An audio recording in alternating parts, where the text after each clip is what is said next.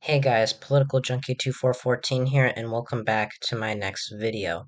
So today we're going to be doing an update on the 2022 United States Senate elections and my take on each of them. I apologize for the last video. Well, first of all, I apologize for not having uploaded in a while on either of my channels. I especially need to get back to recording on Interactor 127. Um, but as I say that, I also want to continue, keeping us up to date, keeping you guys up to date on all the election data and my take on it. Of course, that doesn't mean you can't have your own take. It's just, you know, you could use this channel as a guide, for if you want to do your own independent research. Second thing I'm sorry about is that the last projection video back on May 21st, I believe, because I'm recording this on June 4th. Um, Last one was extremely long, 30-minute video, 32 minutes, I believe. And that's because I spent a whole lot of time talking about the not so competitive races. So we're not gonna get into where we might like mention them here or there, but it's, make a little note of them, but it's not going to be like last time because a lot of those I've already, gone over with you guys. So let's start by filling in um, the safe Democratic and Republican states. Once again, not really much changes here. I have been watching for Illinois to see if Illinois might go down. Tammy Duckworth is a strong incumbent, but I wouldn't be surprised if she won by a likely margin, especially considering that 2022 is still gearing up to be a somewhat Republican-leaning year.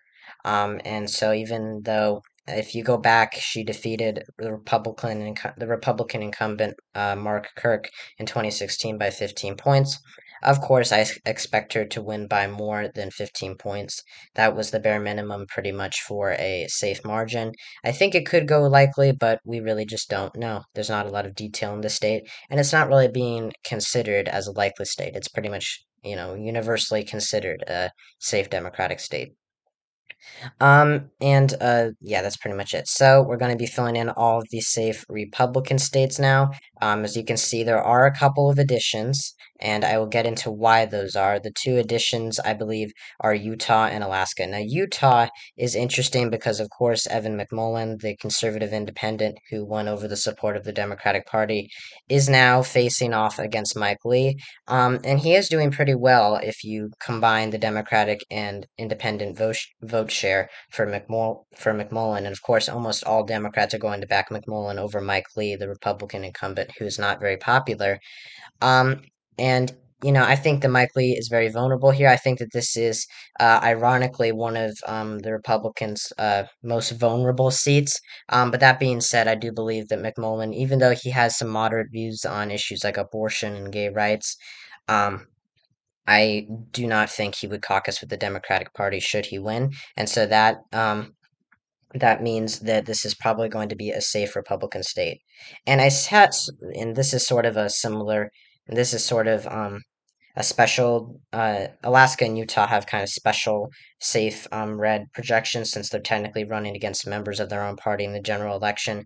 Utah not so much, but I mean McMullin will probably caucus with the GOP if he is to win against Lee. The other addition is Alaska with Lisa Murkowski. I don't know why I keep wanting to say Lisa Murkowski. Um, Anyways, she is going up against a Republican challenger, Kelly Ayotte, and she is considered pretty vulnerable because of her, or at least she's considered somewhat vulnerable because of her opposition to some of Donald Trump's policies and her vote to convict him in his second impeachment trial.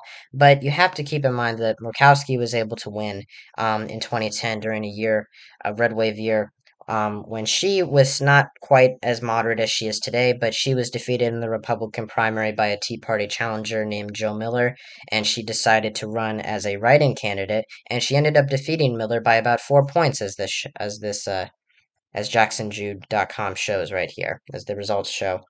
So my rule is really never underestimate Lisa Murkowski, but the fact that she is going up against Kelly Shibaka, and she is going up against a Democratic candidate, I believe, or she was, I don't remember exactly. But either way, it's going to be a Republican. It is a Republican-dominated state. Democrats have been making inroads recently, but it is still going to be a safe red state, no matter who wins, if it's Murkowski or Shibaka. And so, yeah, and one last note, Iowa, I did make a big deal about Iowa in the last projection, but that is only because Chuck Grassley has been seen, because, Abby Finkenauer, the the presumptive Democratic nominee, or at least used to be the presumptive Democratic nominee against Grassley, is, she's not doing so well in the polls now. It seems like Michael Franken, her Democratic opponent, is gaining on her, and Franken was shown to be doing a lot better against Grassley in polls. So I think that this race could narrow up should Franken win that primary, and he might do well against Grassley, who is a 7-time incumbent and is going to be 89 this year. So anyways, that's really it for the safe states. Let's get into the likely states. So for the Democrats, I have Connecticut, Colorado, and Washington. Connecticut, of course, was because my reasoning for that was because of one poll that was conducted last month in May. Happy June, by the way. And it shows Richard Blumenthal, the Democratic incumbent, going up against Themis Clarides. I can't say that name for the life of me.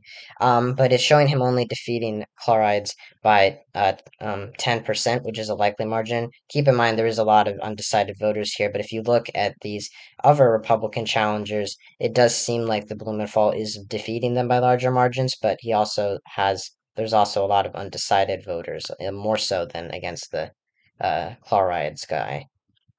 So that's why I have Connecticut as likely. I do think Richard Blumenthal is ultimately going to win, but I think it could narrow up and become a likely state, somewhat equivalent to 2016. Not Blumenthal's reelection. He won easily, but I'm referring to the presidential election results. For Colorado, it's pretty much the same. Michael Bennet is a popular incumbent. He outperformed Hillary Clinton in 2016 and surprisingly won his reelection in or his first election in 2010. He won it by an extremely narrow percentage point. It was one of the craze, closest races in 2010. I can't speak today. He only won it by 1%. Um, and yeah, so I think Michael Bennett is pretty much not necessarily immune to a Republican challenger at this point, but he certainly is doing a lot better. He probably will do a lot better than he did in 2010 and possibly in 2016. And Colorado has been shifting to the left pretty significantly in recent years. Biden won the state by around 14 percentage points. In Washington, I am a little bit apprehensive about keeping this in the likely Democratic column. I do think that Patty Murray is going to win her reelection. She is, of course, somewhat vulnerable to red wave years, but 2022 does seem not to be a red wave year anymore, especially after the Roe v. Wade leak draft, which may push a lot of independents and dissatisfied Democrats away from the Republican Party. But I still think that Murray, she does have a history of having strong Republican challengers, even though she is in Washington, which is a pretty deeply blue state. But I do think that she's doing a lot better than she was a few months ago. If you go back to this poll, she's now leading her presumptive Republican challenger by 11 points instead of just 9 points. Of course, it could become a safe state, but I really think keeping it likely is, pun intended, the most likely outcome. So that is really all the state or likely Democratic states. Now let's get into the likely Republican states. I only have a couple this time. It's Missouri, Ohio, and Florida. Florida, I don't really think I need to stress that much on. Marco Rubio is an extremely popular incumbent, won by 8 points in 2016, outperformed Trump significantly. And even though Val Demings, the presumptive Democratic nominee, has been doing has is a strong candidate. 2022 is still not the best year for Democrats, and Florida is definitely not the best place for Democrats, especially because of the fact that Trump won the state by an increasing margin in 2020 from 2016. In Ohio, I think JD Vance is pretty much guaranteed to win. I think Tim Ryan is a very good candidate for Democrats. He's probably the best they could put up. This race was marked by the surprise retirement of Rob Portman, the incumbent Republican senator, and that was not expected from pretty much anyone for him to retire. And he was very popular across the state. He won by 20 points, 21 points in 2016. He won by 17 points in 2010. Um, and JD Vance was, propelled to victory in the Republican primary pretty much by Donald Trump's endorsement, which really saved the primary in Ohio because it was so divided among all these candidates. And in this recent poll that was taken about a week and a half ago, Vance is leading Ryan by only 3 points. But you have to keep in mind there's a lot of undecided voters, and Ohio has been trending very strongly rightward. If you go back to 2020 and 2016, you can see that Donald Trump is winning the state by a much larger margin than previous Republicans won it. If you see in 2004, Bush only won the state by 2 points over John Kerry in a otherwise better year for Republicans nationwide than 2016 was. So yeah, anyways, that's enough with Ohio. Missouri is really the one that I am the most apprehensive about of the likely states, and that really all comes down to Eric Greedens, of course, the disgraced former Republican governor of the state who resigned in 2018 because of sexual misconduct allegations. So really, the way that I'm measuring this race is really if Greedens is not leading in the polls and does not seem to be doing well in the Republican primary, it's going to be a likely state because Greedens is really the only GOP nominee who is likely to not win by a safe margin. If it does turn out that he does not win, I think that it will be safe. It may be a very strong likely margin. It may be just under 15%, but I think Greedens is really dragging down the race. I don't think he's going to win by this narrow of a margin. I don't think 3.5% is really conceivable for a Republican in Missouri. But then again, Roy Blunt in 2016, the Republican incumbent in Missouri that's retiring, he only won by 3 points. So, it really could, become a competitive race at the last minute. But Missouri's primary is not for a couple more months. It's not until August 2nd, I believe. And yeah, we'll see what happens. But right now, I do think since Erica Greedens has kept a pretty strong lead recently, he's gained a lot of support recently. It looks like in the polls. I think he probably will win the primary as it stands right now, and will probably win the general election. I think it's impossible to imagine a Democrat winning in Missouri, but I do think that he would win by a lot less than other Republicans would. Okay, so now we're done with the likely states. I know that this is still taking a while for us to completely, resolve or well, not resolve. I mean, it's not like this is a problem. I enjoy doing these videos, but it's taken us a while to get this prediction. To finish this prediction, so you guys can see what I think. So now we're down to the lean states, and we're gonna characterize the lean Democratic states first. New Hampshire, I am keeping in the lean Democratic column. I am considering pushing it back down to tilt. Maggie Hassan has really gotten lucky since Chris Sununu did not announce his decided against running for the Senate. Of course, Chris Sununu is the very popular Republican governor of New Hampshire.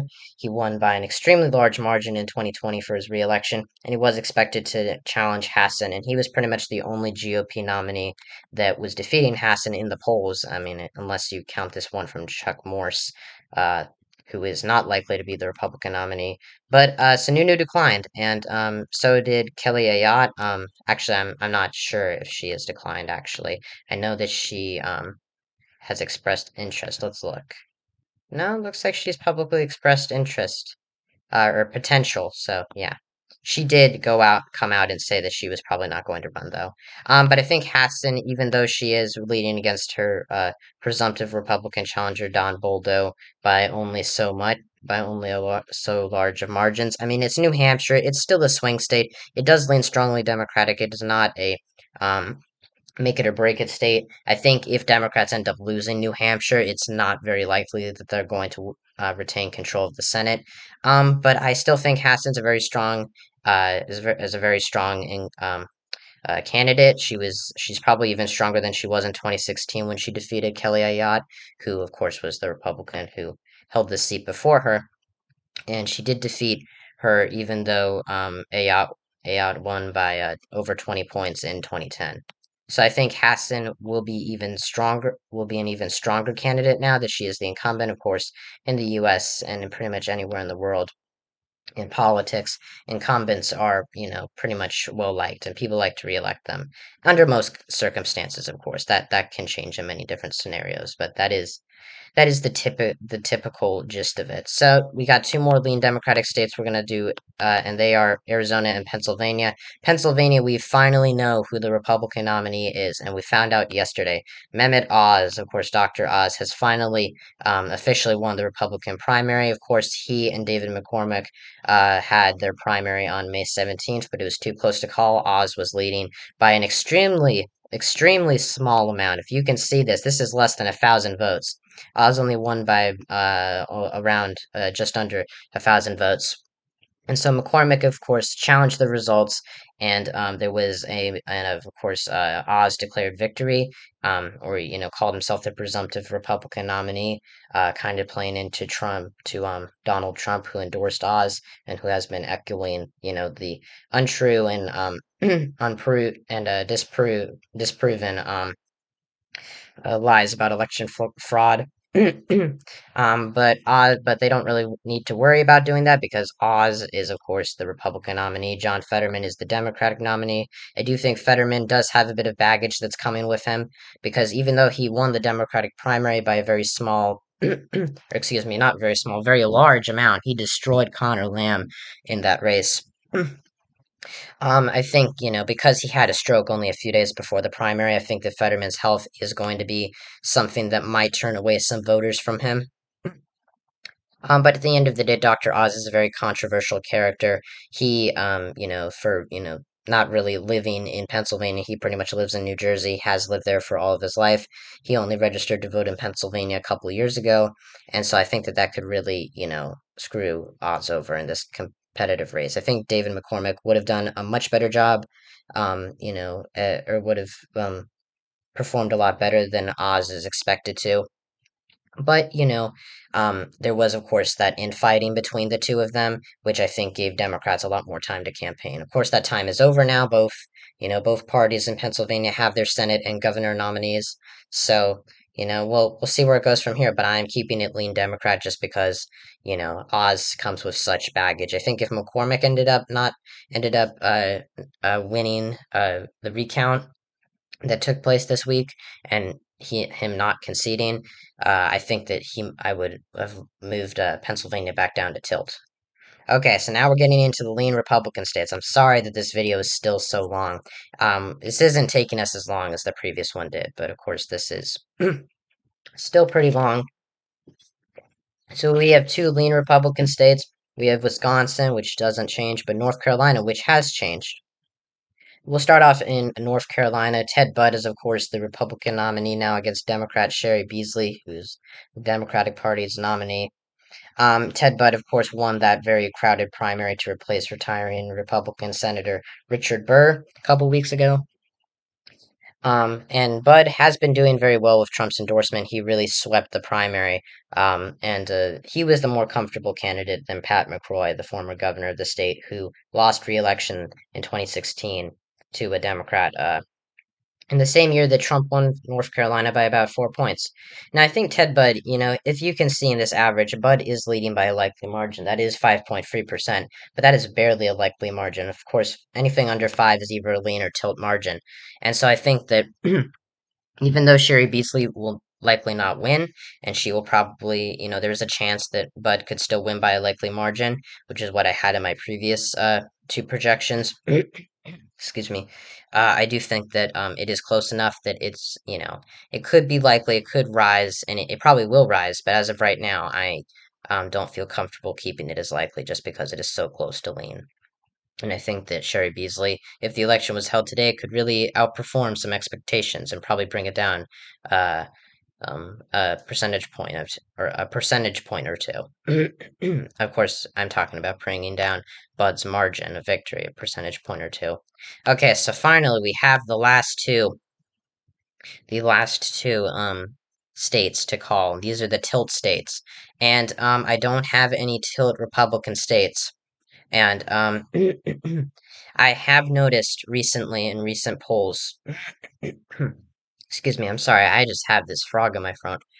In my throat. If you look in Nevada, you can see Catherine Cortez Masto has pretty much, ever since Catherine Cortez Masto in Nevada and Raphael Warnock in Georgia have both been uh, they had both been doing a lot better against the Republican nominees than they had been for a couple of months, or the presumptive Republican nominees for a couple of months.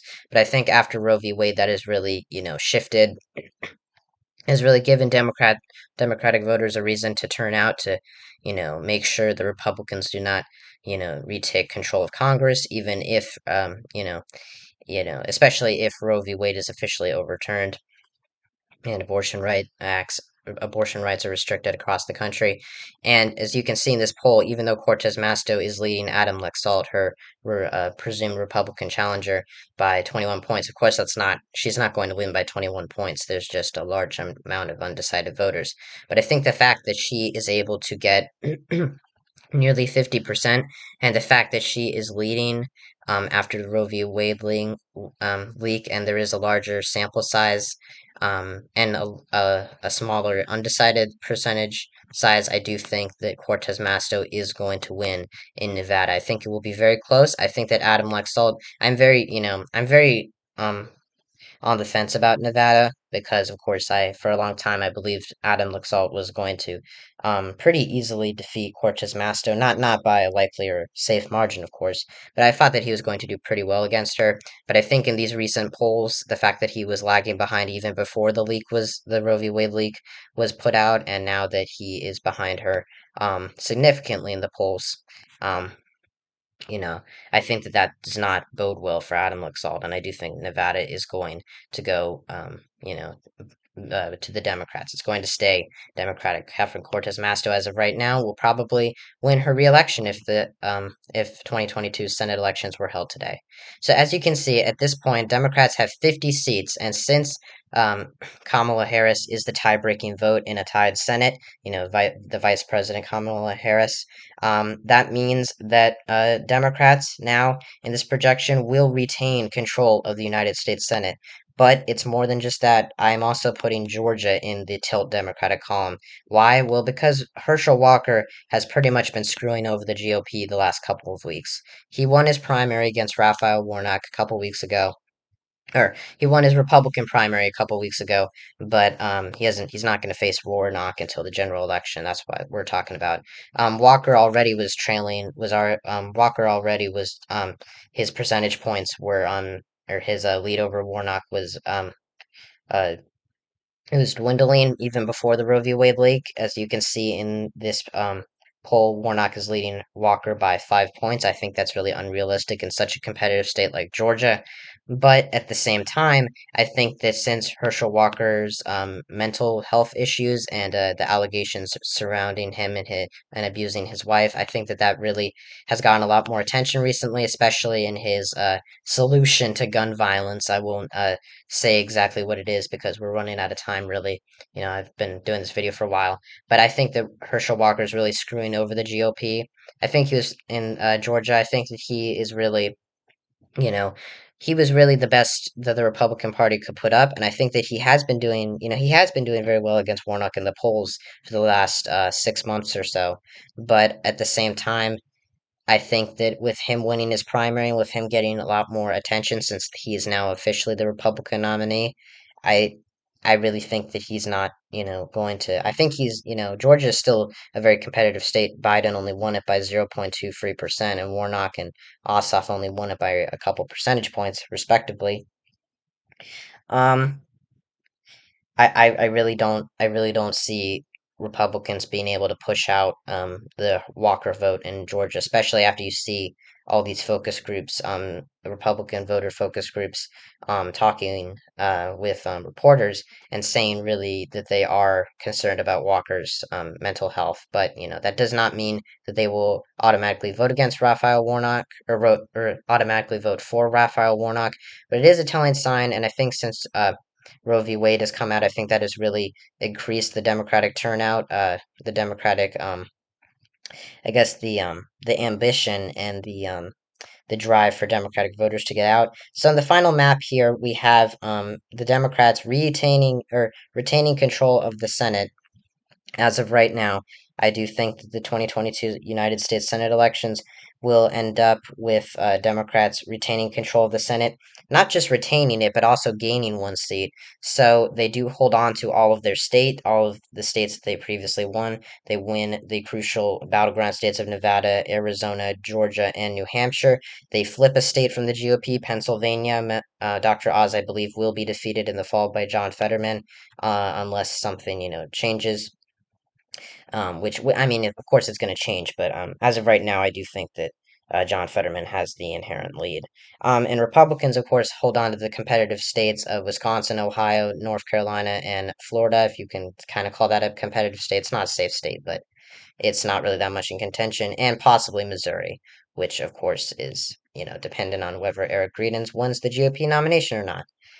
So anyways, that is the final map. Democrats win 51 Senate seats. They gain one Senate seat, which means that if Joe Manchin or Kirsten Sinema, if one of them votes against the Democratic Party, another Democratic senator, that being presumptively John Fetterman in my eyes, can block their vote and make it a 50-50 vote on some of President Biden's agenda, and of course that would lead to Kamala Harris breaking the tie. Of course, if Sinema and Manchin both vote against it, it is still, defeated, but and of course that depends on the filibuster, the part about Democrats gaining one seat.